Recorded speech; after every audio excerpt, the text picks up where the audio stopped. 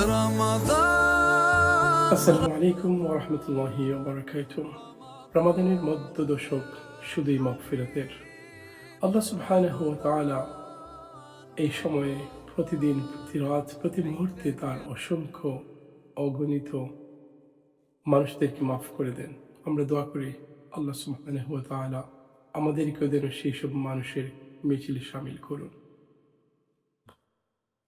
রমাদান আমাদেরকে শেখায় তাকওয়া অর্জন করে আল্লাহ পাকের কাছাকাছি আসার। রমাদানের সিয়াম এবং কিয়াম আমাদেরকে শেখায় কিভাবে আল্লাহর নৈকট্য লাভ করতে হয়, কিভাবে আল্লাহর ভালোবাসা পেতে হয়, কিভাবে ইমানের শক্তিতে বলিয়ান হয়ে আল্লাহ পাকের সাহায্য লাভ করতে হয়। রমাদানের প্রতিটি দিন আমাদেরকে আরও শক্ত হওয়ার জন্য, তাওয়াক্কুলে অবিষ্ট হওয়ার জন্য, সবরে মুতমাইন হওয়ার জন্য আমাদেরকে শেখায়। ঠিক যেমনি 17ই রমাদান আমাদেরকে শেখায় কিভাবে ইমানের অগ্নি পরীক্ষায় অটল হয়ে, অটল থেকে সবরের মাধ্যমে, তাওয়াক্কুলের মাধ্যমে আল্লাহ পাকের সাহায্য লাভ করা যায়। ঠিক যেভাবে 1500 বৎসর আগে রাসূল সাল্লাল্লাহু আলাইহি ওয়াসাল্লামের 313 জন ক্ষুদ্র একটি সাহাবেদের গ্রুপ 1000-এরও বেশি কুরাইশ সৈন্য সামর্থ্যের বিরুদ্ধে ইমানের বলে বলিয়ান হয়ে দাঁড়িয়েছিলেন। তারা তাদের জীবন এবং যৌবনের সমস্ত মায়া মোহ ত্যাগ করে আল্লাহর দ্বীনকে বিজয়ী করার জন্য, আল্লাহর বাণীকে সুউচ্চকিত করার জন্য, এ জমিনে বুলন্দ করার জন্য তারা 1000 সৈন্যের সামর্থ্যের বিরুদ্ধে দাঁড়িয়েছিলেন। কল্পনা করুন সে রাত্রির কথা। 17ই রমাদান সাহাবায়ে কেরামদের তো একটু বিচলিত হওয়ার কথা। যখন তারা একটু চিন্তিত হয়ে পড়লেন, রাসূলুল্লাহ সাল্লাল্লাহু আলাইহি ওয়াসাল্লাম দীর্ঘ সময় ধরে দুহাত তুলে আল্লাহ সুবহানাহু ওয়া তাআলার দরবারে দোয়ায় ভাসিয়ে দিলেন। খেদে খেদে তার চাদর ভিজে গিয়েছিল। তিনি বলেছিলেন, ইয়া আল্লাহ, এই ক্ষুদ্র বাহিনী যদি আজকে শেষ হয়ে যায়, তোমার ইবাদত করার মতো কেউ আর এই জমিনে বেঁচে থাকবে না। আল্লাহ সুবহানাহু ওয়া তাআলা তাদের সংখ্যার দিকে তাকাননি তাদের অস্ত্রসজ্জার দিকে, তাকাননি তাদের শক্তি সামর্থ্যের দিকে। আল্লাহ পাক দেখেছিলেন তাদের ইমানের দিকে, দেখেছিলেন তাদের তাওয়াক্কুল, দেখেছিলেন তাদের ইমানের দৃঢ়তা। তাই তো আল্লাহ সুবহানাহু ওয়া তাআলা ঘোষণা দিয়ে বললেন, ওয়ালাকাদ নাসারাকুমুল্লাহু বিবাদরিন ওয়া আনতুম আযিল্লা। নিশ্চয় আল্লাহ তোমাদেরকে বদরে সাহায্য করেছিলেন, অথচ তোমরা ছিলে দুর্বল।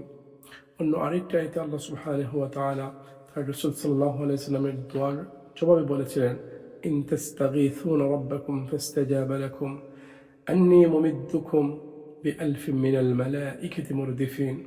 যখন তোমরা তোমাদের রবের কাছে সাহায্য প্রার্থনা করেছিলে, যিনি তোমাদেরকে সাড়া দিলেন। কিভাবে সাড়া দিলেন? তিনি বললেন, আমি তোমাদেরকে 1000 ফেরেশতা দিয়ে সাহায্য করব। সুবহানাল্লাহ। কল্পনা করুন 13 জনের একটি ছোট্ট গ্রুপ 1000-এর সমত একটা গ্রুপের সাথে ইমান নিয়ে যখন ঝাঁপিয়ে পড়ল। তাদের অস্ত্র কম ছিল, মানুষ সম্পদ কম ছিল, কিন্তু তাদের ইমান এত স্ট্রং ছিল যে আল্লাহ তাআলা আরশের দরজা খুলে দিয়ে আসমান থেকে ফেরেশতা জমিনে পাঠিয়ে দিলেন।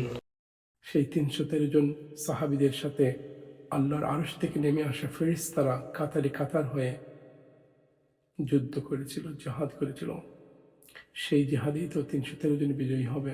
এই তো আমরা ইতিহাসে দেখি ইসলামের প্রথম জিহাদ বদরের যুদ্ধ। বদরের মাঠে 313 জন সাহাবী 1000 কুরাইশ আর্মির বিরুদ্ধে বিজয়ী হয়েছিল, শুধু তাদের ইমানের দৃঢ়তার জন্য, ইমানি বলিষ্ঠতার জন্য, আল্লাহ পাকের উপর তাদের তাওয়াক্কুল করার জন্য। আমাদের জীবনে বদরের আকাঙ্ক্ষা হয়তো নেই, কিংবা বদরের আয়োজন নেই, কিন্তু জীবনে তো অনেক চ্যালেঞ্জ রয়েছে।